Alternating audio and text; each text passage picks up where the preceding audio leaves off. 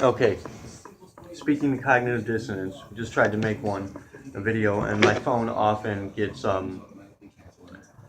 confused and it believes that I'm out of space, so it'll just cut me off in the middle of a video. So that sucks. You guys missed the cool shit.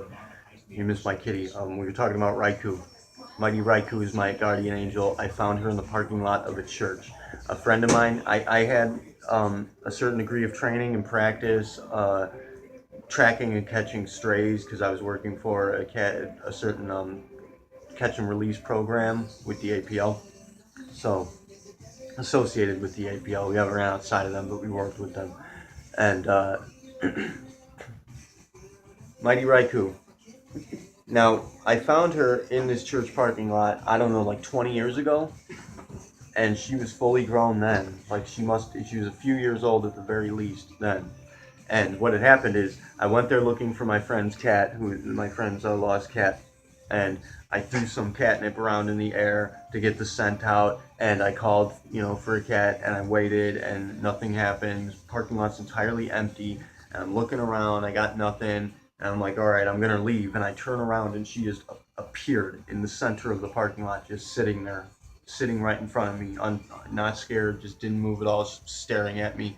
She was sent, or she came. Either way, she met me there for a reason. Yes, Playful Kitty, Mighty Raikou, Stinky Dinky one. So that was a cool story, but anyways, we're speaking about cognitive dissonance. Many of you might be confused by the term. A lot of you don't know what it means, but I use it all the time, and it's a big deal to me, and I'll tell you why. Now, when you're a baby, when you're born and you start to develop relationships in the brain, neurons start to fire and develop associations to make up your personality. The first thing that happens is your brain knows what you require to survive. This is the reason that you get cravings for certain things at certain times, especially when you're pregnant, because your body knows what it needs and it tells you what it wants. That's a way that your body communicates with you. You think that you're just craving something because you misidentify yourself with your body, but that's actually your body telling you what it wants you to give it. Again, you want to treat your body kind of like a pet that you're taking care of, a partner that you're working with, that you need to communicate with, have a relationship with, and treat in a certain way. Now, as I said about the cravings, especially when you're pregnant, you're going to have a higher degree of clarity in so far as communication with your body goes, because you're as close to creation as you can get. When you're pregnant, you're as close to being God as you can get in a material sense. So you have a certain degree of clarity in regards to your communication with your body, and that's why you appear to be crazy and people will treat you that way. Because anybody who speaks the truth nowadays is a crazy person.